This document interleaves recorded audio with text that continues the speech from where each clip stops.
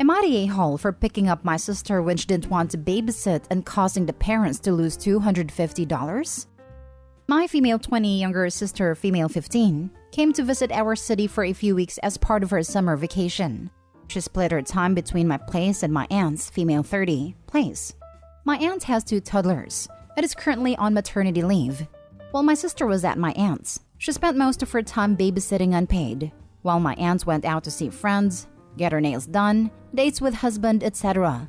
Every single day she was there. She was babysitting for between 4 to 8 hours a day. There was one day where my aunt was gone all day. She came home briefly and went back out again for the evening, leaving my sister with the kids literally all day. A few days ago, I asked my sister if she wanted to come to Dave & Buster's with me and some friends. She tells me she really wants to but can't because she's babysitting again. I told her that she's allowed to decline. She was a bit scared to say no, but yesterday she told my aunt that she can't babysit on Friday, today. My aunt says, "Too bad. They have a dinner reservation at an expensive restaurant and will lose the deposit, $250, if they don't show up." My sister told my aunt that she was exhausted from babysitting, but my aunt basically said, "Sorry, but she has to stay and watch the kids." My sister was disappointed, but didn't put up any more fight. At that point, I decided to intervene and told my aunt I'd be picking up my sister on Friday, and that's the end of it. She sent me a whole bunch of texts after that, but honestly, I didn't reply or even read them. I show up to pick up my sister and my aunt comes out to my car yelling at me. She says it's not my business what my sister does, and she's staying. I ignored my aunt and saw my sister at the door and yelled over to her to come get in the car. She did. My aunt couldn't believe that she was actually leaving and started yelling at my sister too. My sister looked scared, but I told her to just get in the car. We drove away. They couldn't find a replacement babysitter last minute and ended up missing the reservation and being charged for that cancellation. My mom is with me on this and said I did good for getting my sister out of the house. But another aunt heard about the story and she told me I shouldn't have picked up my sister after aunt number 1 said she already has dinner reservations. She also said that I shouldn't have intervened and should have let my sister learn to stand up for herself. So now I am questioning if I should have let my sister stay there and learn a lesson in standing up to people or if I did the right thing. Am I the a-hole for picking up my sister and leaving? Now for the top comments.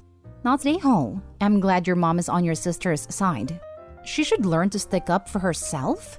She's 15 and being taken advantage of by her adult aunt. You did the right thing. Edited to add, the person who needs to learn here is your aunt, not to take advantage of her niece. The mom could also file against the aunt for not paying the little sister for performing childcare. Do they realize that? Not the a-hole, and thank you for doing that. Your sister is not free babysitting and not at the whim of your aunt. Also, shouldn't your aunt be bonding with the kids?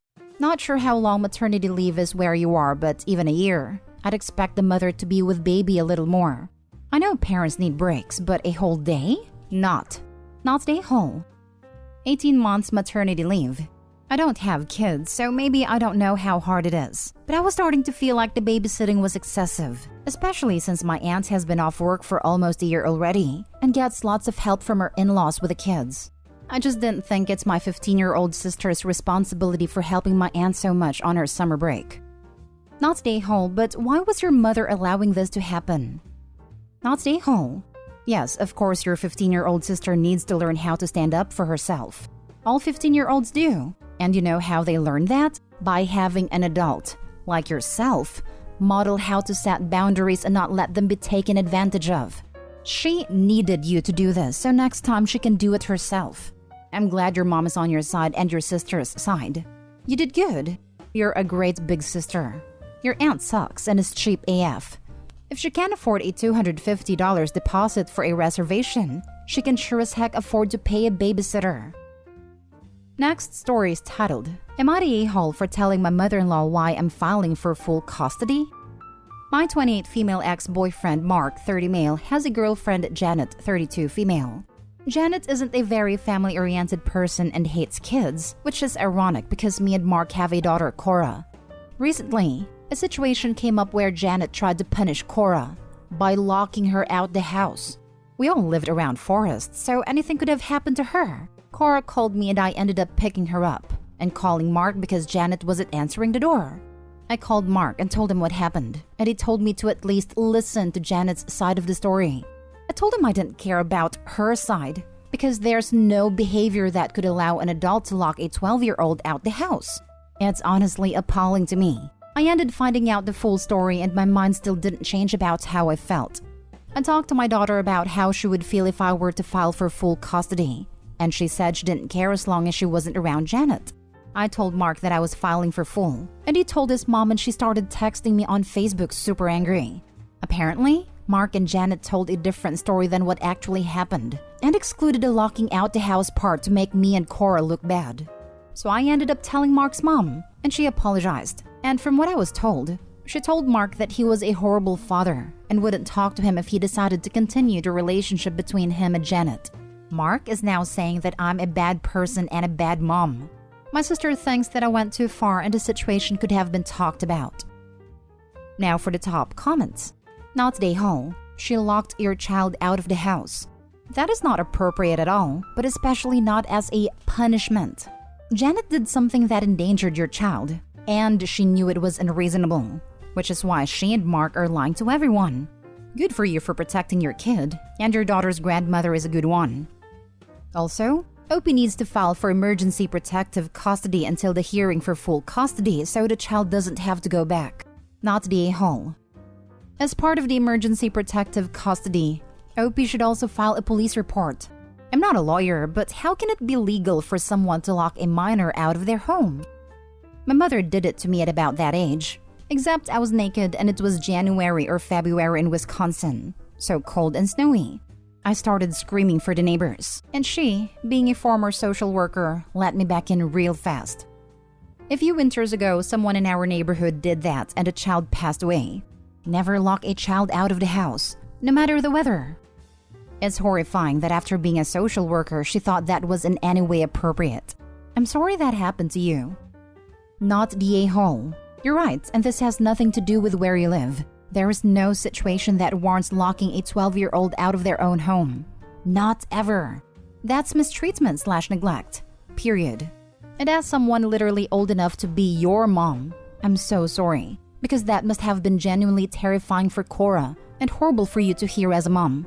It's one thing not to get along with someone or to have reasonable parenting disagreements, but I cannot imagine how frightening it must be to find out that someone to whom you have entrusted the safety of your child has abused that responsibility so egregiously. You don't need to like Janet or even get along with her or Mark, but you absolutely have a right to know that when Cora is at their home, she is safe. And she is not safe with an adult who thinks that it is appropriate to lock her out at the age of 12. You're right to file for sole custody. This is a safety issue. You are clearly not the a-hole. Next story. Am I the a-hole for saying my stepdaughter is not entitled to my late ex-wife or daughter's money? I am married to Ashley and our girls from previous relationships are both 17. My ex-wife was Sam. She and I were never a great couple, but we were great friends and great parents/co-parents. So we stayed very close after the divorce, and I was aware she had started saving for our daughter's future education. We had reached somewhat of a compromise on how to handle that. I did most of the spending on her adolescent activities and extras. So all her extracurricular activities, hobbies, and for the most part gifts that we shared, while she saved for the future in an effective way. I never knew how much was in the account until 2 years ago when my ex died. It was then I learned she had saved a hefty amount, and that aside for allowing for her funeral expenses, she had left money for our daughter to use as she saw fit outside of the college money. Ashley and I married 7 years ago, and at the time we had discussed money for the girls, etc. I explained I was not saving, but my ex-wife was. She had not started anything for her daughter at that point, and her ex was not saving either. So we started to put a little by when we could, but we were never able to save huge chunks at a time. After Sam died, money became a much larger issue. Ashley was upset to learn my daughter had a considerate amount more than my stepdaughter for college, and that she had money to spare. It only became a bigger deal this past May. My daughter told me she had decided to do community college in her mom's hometown so she could be close to her grandparents for a while, and could still follow her dreams. Ashley then brought up how some of that money could go to my stepdaughter. I told her no. that it was not our money. And even if she tried to suggest that it would be mine seeing as my daughter is a minor, I pointed out that it would be stealing to just take from her. And I had never contributed to that fund directly, and it would be taking my ex-wife's money. Ashley went off about Sam putting so much away when she knew our daughter had a stepsister, and how she was selfish to make her so much better off than her only sibling. I told her she needed to get over that, because Sam only had one child to think about, and it wasn't her job to think about my stepdaughter, or even any bio kids I could have had after our divorce. Ashley told me to think about my stepdaughter. I told her my stepdaughter is not entitled to my daughter's money or my ex-wife's money, whichever way she wanted to look at it. She asked how I could be so callous about her daughter's disadvantage. Am I the a-hole?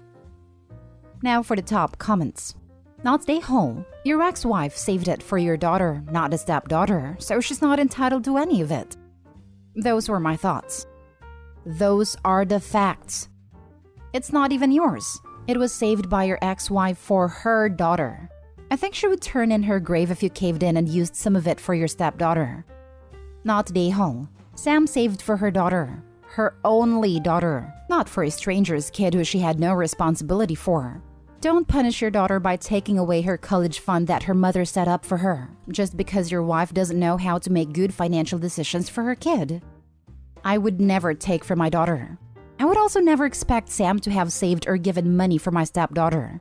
Mostly, I was just questioning my own handling of saying no and staying firm, whether I lack more care/compassion in this matter.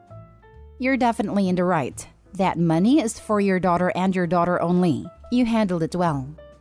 Not the a-hole, but definitely explain to your daughter that it is her money left by her mother. It seems like she has a good idea of what she wants to do with it. Maybe talk to her about financial responsibility and all of that as well. I feel like your current wife might be the type to try and guilt your daughter into giving up some of the money or sharing. I don't believe my wife would go that far. I do believe this might not be over with her and me, but it will change our marriage incredibly if she continues to push for this. My daughter wouldn't share with her stepsister. Neither would my stepdaughter. The girls are not close and don't have a sisterly relationship. It's fine, but they are not each other's biggest fans. I also have the kind of relationship with my daughter where she would tell me if someone was pressuring her. Still, have the conversation so she's forewarned. Look at it this way. Did you expect your wife to pressure you as she has over all of this? Now for the last story. Am I the a-hole for taking my daughter and son away for the weekend without my stepkids? I have 4 children. 2 bio children who are 17 and 15 and 2 stepchildren who are 12 and 11. I was a widower when I met my current wife 7 years ago. My first wife had passed 3 years before meeting my current wife, and she was a single mom whose ex was not in the kids' lives at all. So they came to see me as dad, and I love them. But I admit my love for them did come at the expense of my kids somewhat. Something that only truly stuck with me recently when my bio children told me they were done with any and all family time, that we were not a family, that they wanted to go live with their grandparents in another state. I was shocked. I had thought I had done a good job of being there for them and providing them with a family. We talked. They explained how to them my wife and stepchildren were not people they loved and considered family, and that by never getting time with just me, they felt like they had lost their whole family, that they did not consider it family time when we were all together. My daughter told me she was pretty much ready to leave and had even tried to graduate early, but due to her learning disability, she was unsuccessful. It was a huge wake-up call for me. I had sat and discussed what was going on with my wife, and I told her I wanted to take my son and daughter away for the weekend, just the 3 of us. It wasn't until I got back that my wife told me my stepchildren had told her they were very upset, and she decided it was unfair that I left them behind and made them feel like they were less my kids. They never said anything to me before when I spoke to them, but when I got back they told me they felt it was unfair and that I should be their real dad too. I explained we could do something just the 3 of us, but that my son and daughter needed some time with just me. I am making much more of an effort to make my bio kids feel like they have not lost me and that they can be honest and open with me. My wife wanted to do something with my bios while I spent time with my stepkids since we got back. My bio kids weren't interested, which turned into my wife being very upset and telling me again that I did a wrong thing taking my bios for the weekend but not my stepchildren. She said I showed my kids that she and my stepkids, are not family. I told her I could not change their feelings after the damage I did, but that maybe in time if they feel like they haven't lost me, they could have a better relationship with them as well. But I told her firmly I did what I needed to do for my relationship with my older 2 children. She said it should never come at the expense of the younger kids. Am I the a-hole? Not the a-hole, but your wife certainly is. It seems to me that while you were gone over the weekend with your kids, she stirred a pot with her kids, and that is why they're now saying what they're saying. You absolutely did the right thing, Opie. Because if not, once they were able to leave, they would and go no contact with you. Let her know that the way her kids feel about one weekend is what your children have been feeling for the last 7 years. You did good stepping up for your stepkids, but it was the cost of your relationship with your kids and you're fixing that now. Also, she can't force time with your kids because currently they feel spiteful towards her. Because in their minds, she stole you/your time from them in favor of a new family with her, and they're not wrong. Stay firm with your wife and advise therapy/counseling for everyone involved, either group and solo. Keep listening to your kids' feelings and make sure they feel heard. Agree, your wife is the a-hole. She started the drama while you were gone, and if she ever wants a relationship with your kids, she needs to understand how they are feeling and not be offended when they don't want to spend time with her. Maybe as things improve and you give it some time, they may come around, but forcing them to do anything with her will just make it worse. I'm glad you're refocused on your kids and you shouldn't let her deter you.